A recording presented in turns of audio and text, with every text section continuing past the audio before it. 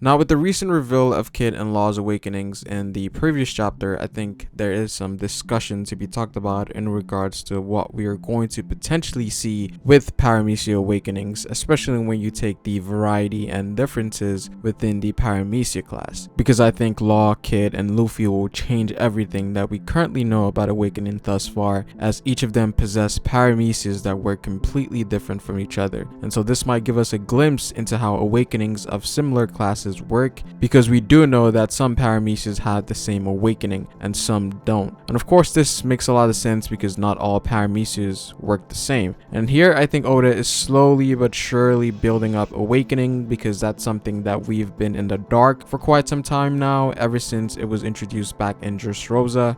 And you could even go all the way back into Impel Down when Crocodile talked about the Zoan awakenings. I feel like this arc has the most reveals when it comes down to the power system of One Piece. We got a lot of armament hockey information in this arc, specifically when Luffy was training in Udon. We have the advanced conquerors with Kaido, and finally it seems that we're finally tapping into the awakenings of Devil Fruits. And the reason that I think we're tapping into Devil Fruits now is because we're reaching a new level of strength for not just Luffy but also for the other supernovas such as Kid and Law. And so if they want to take on the Yonkos out, they must at least awaken their abilities. Of course, they are not going to be masters of their fruit right off the gate, but it is a start for them to overcome stronger obstacles as the series progresses. But before we keep going, guys, I would appreciate it if you dropped a like on this video. Let's strive for 500 likes.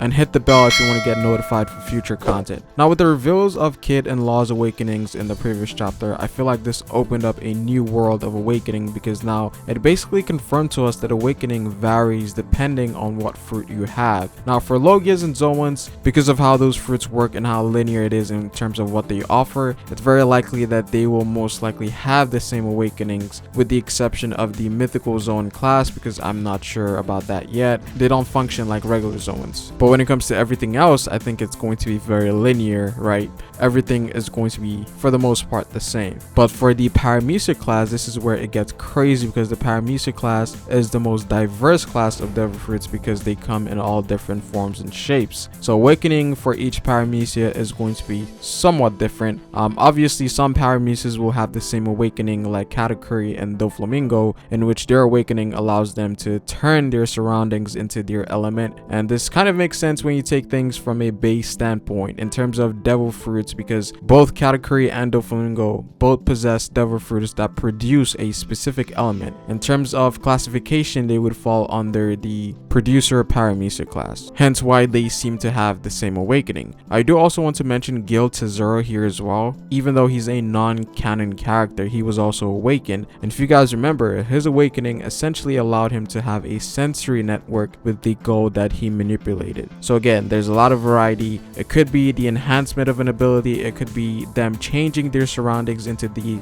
set element, it could also be them getting an entire separate ability like Gil Tesoro. Now, unlike Katakuri and Doflamingo, Kid and Law have displayed the ability to influence a person with your Devil Fruit ability, again, which is unprecedented. In the case of Kid, he's able to put a magnetic pulse onto someone else, which in return makes that person into like a magnet. And with Law, it's kind of the same thing as well, whereas he's able to influence a person's body by creating a room on his weapon, bypassing any sort of hacks defense that they might have.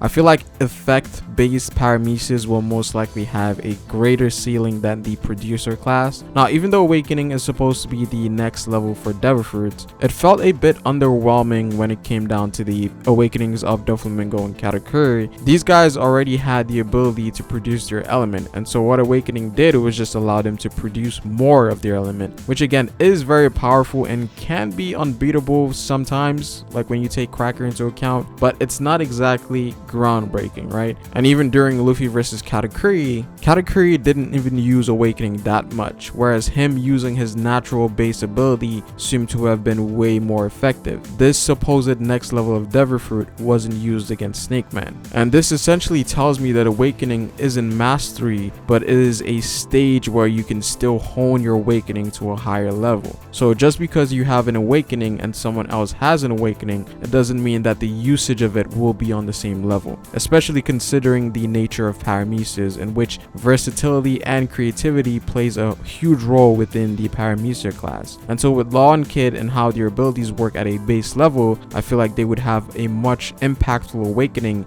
than that of Katakuri and Doflamingo. The ceiling is much higher. Now with Kid and Law, we don't know the full extent of their awakenings yet. All we know is the basis in which they're able to influence a person's body. And so when you take creativity into account, it can make their abilities even more powerful. So I think with Law and Kid, we've only seen the beginning of what these guys are actually capable of with awakening. And so this brings me to Luffy. Now Luffy's Devil Fruit is completely different from Law's and that of Kid's, in which his Devil Fruit is more so the enhancement of his body, whereas his body has taken the properties of a material. So his awakening, I would imagine, will be different from that of Kid and Law, whereas Luffy's awakening could be the enhancement of his ability. Or maybe Oda could be hinting at the idea of the 3 main supernovas having awakenings that influences the bodies of others. But if Oda chooses that route, I feel like there's most likely going to be some sort of slight variation that makes it unique to the person, right?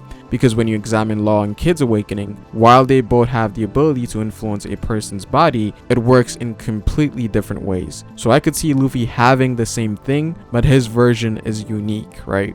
Now, when it comes to awakenings, we don't really know the process, but it's very clear that Oda is starting to build it up, as it has become very necessary for the fights against Yonko. And so I think we're going to see a more gradual build up when we get to Luffy's awakening. I feel like we'll get more details there, because usually when it comes to power upgrades, it usually comes through the MC, right? So again, overall, I think awakenings for the Supernova trio is going to be a lot different from what we've seen so far. I think it's going to have traits in which creativity will play a role in enhancing the awakening. And if you think about it, Luffy, Law, and Kid all have Devil Fruits that require some level of creativity for it to become powerful, right? So I'm really excited to see where this is going for these supernovas. I do find it interesting that we learned about Zoan awakenings first and finally Paramecia's, and it would seem that Oda is leaving the Logia awakenings for last because of how potentially broken they might be. So again, when we get to see the admirals and them using awakening, it's going to be on a whole different level, again, which makes a lot of sense because Logias are broken at a base level. So you can imagine when you take that hacksness to a whole new level, right? It's going to be absolutely insane. But I will also say that I'm very interested into seeing the awakenings of mythical Zoans, because I think it's probably going to be different. Now I do think that they are going to have the traits that we see in regular Zoan awakenings, like the enhanced strength, enhanced durability, endurance, all of that, but I feel like they're going to have something on top of that as well, because mythical Zoans are just regular Zoans with extra mythical abilities, right?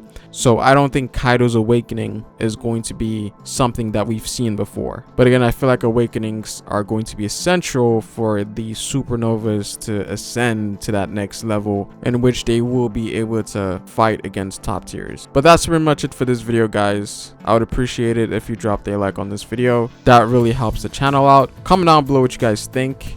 Subscribe for more One Piece content on this channel. You can follow me on Twitter at FarrowSpace, and don't forget to hit the bell if you want to get notified for future content. But it is Pharaoh, guys, and I will see you folks later. Peace.